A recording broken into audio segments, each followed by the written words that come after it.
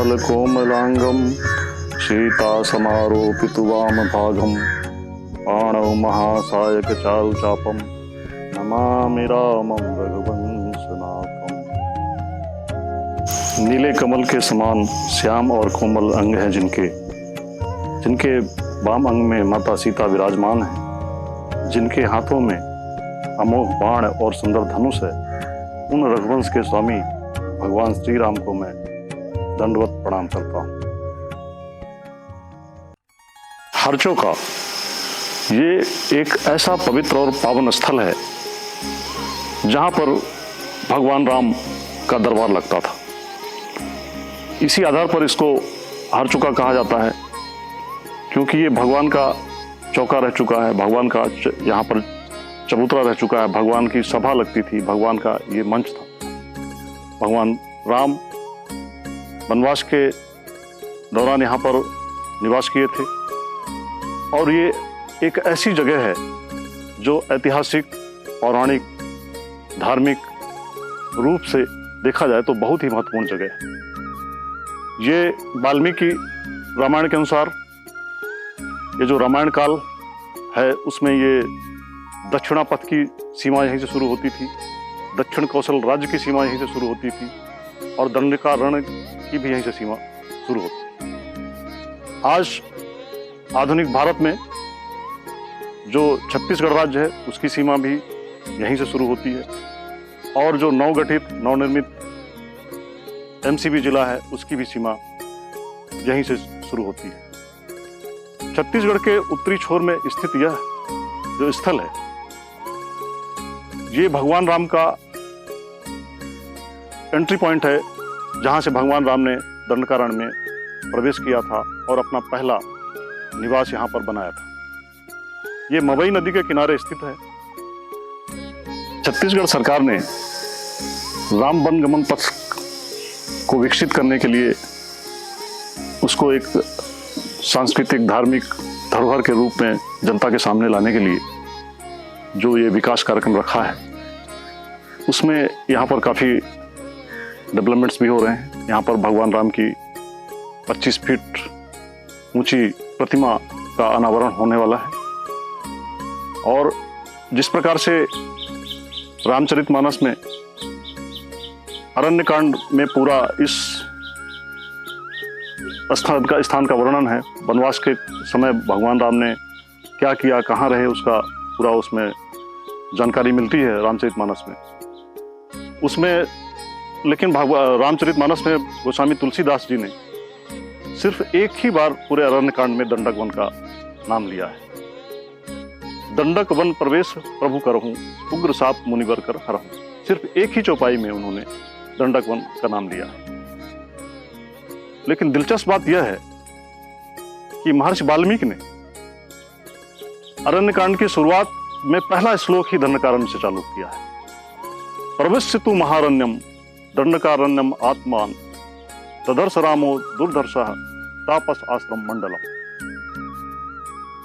अर्थात भगवान राम जैसे ही दंडकारण्य में प्रवेश करते हैं तो उनको यहाँ पर तपस्वी मुनियों के बहुत सारे आश्रम दिखाई देते हैं और उन तपस्वी मुनियों की रक्षा के लिए ही वो यहाँ पर ये दंडकारण्य में निवास करने का निर्णय लेते हैं। जैसा कि माता कैकेयी ने उनको दंडकारण्य में ही रहने का वरदान मांगा था और वो इस प्रकार से उन्होंने माता कैकेयी की इच्छा पूरी करने के लिए और ऋषि मुनियों की रक्षा के लिए दंडकारण्य में 10 वर्ष बिताए। वाल्मीकि रामायण में स्पष्ट उल्लेख है कि वो 10 वर्ष उन्होंने किन किन जगहों पर बिताए और जिस प्रकार से वाल्मीकि रामायण में 51 बार दंडकारण्य का नाम आता है, पूरे अरण्यकांड में 51 बार महर्षि वाल्मीकि ने दंडकारण्य का नाम दिया और उन्होंने बताया है कि किस किस जगह पर किस प्रकार से आगे बढ़ते हुए भगवान राम यहाँ से श्रीलंका की ओर गए हैं और प्रत्येक स्थल पर जो वर्णन मिलता है उसमें जो स्थानों का जिक्र किया गया, उसमें जो नदी, पहाड़, पेड़ों का जो वर्णन मिलता है, ये वही पेड़ है, वही नदियां हैं, वो वही पहाड़ हैं, ये वही गुफाएं हैं जो रामायण काल में अस्तित्व में। तेंदु, महुआ, साल इत्यादि जो वृक्ष इसी इलाके में बहुतायत पाए जाते हैं, उन सारे वृक्षों का वर्णन वाल्मीकि रामायण में अरण्यकांड में मिलता है।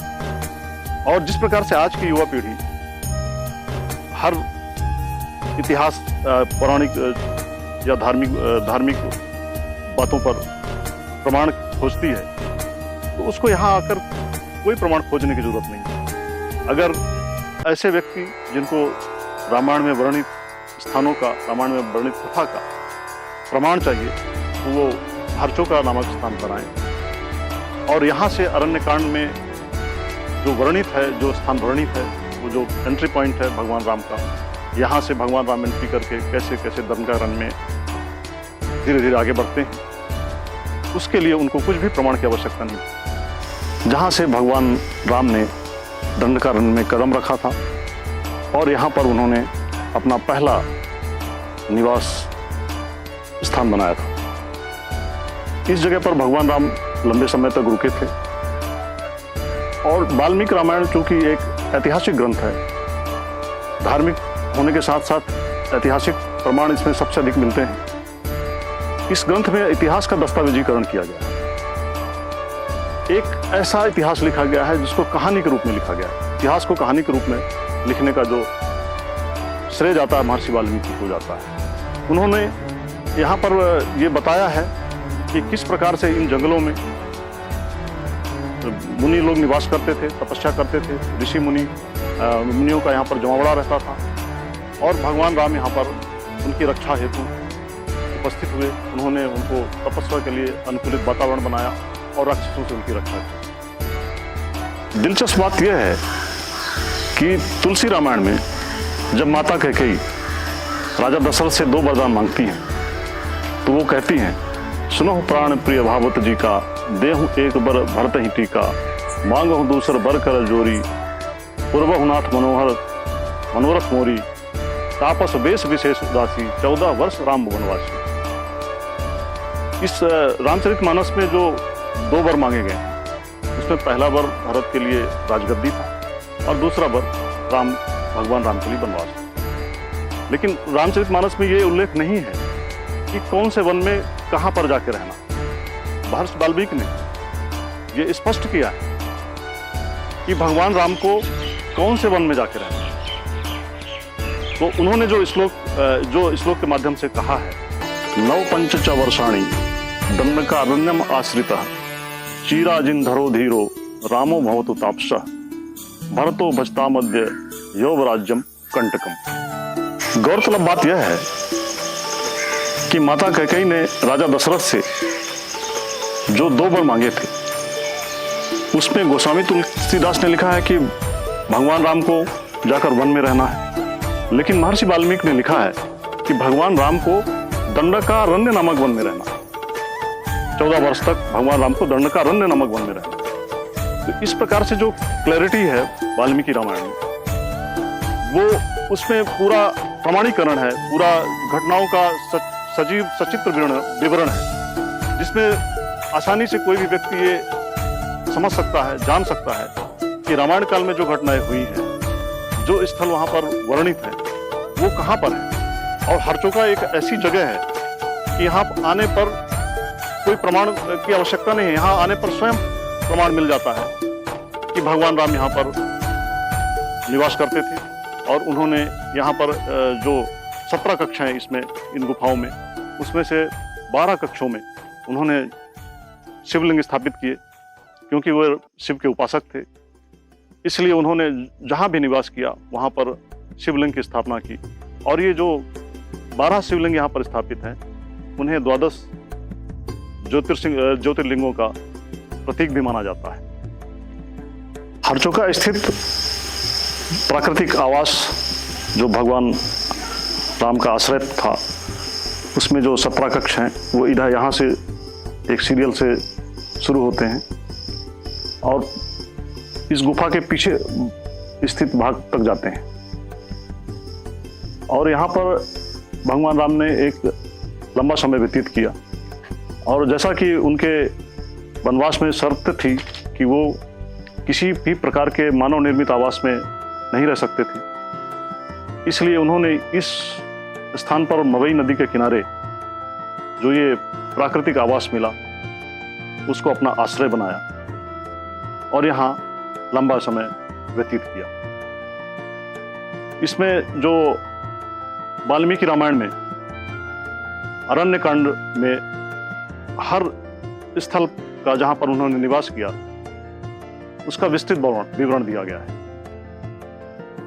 रामायण में वर्णित घटनाएं सत्य और स्वप्रमाणित हैं और इस स्थान के आगे जो दूसरी सीतामढ़ी है, सीतामढ़ी घाघरा, जिसको भी छत्तीसगढ़ राम वनगमन पथ में दूसरा पड़ाव माना गया है, वहां पर भी हम लोग जाएंगे।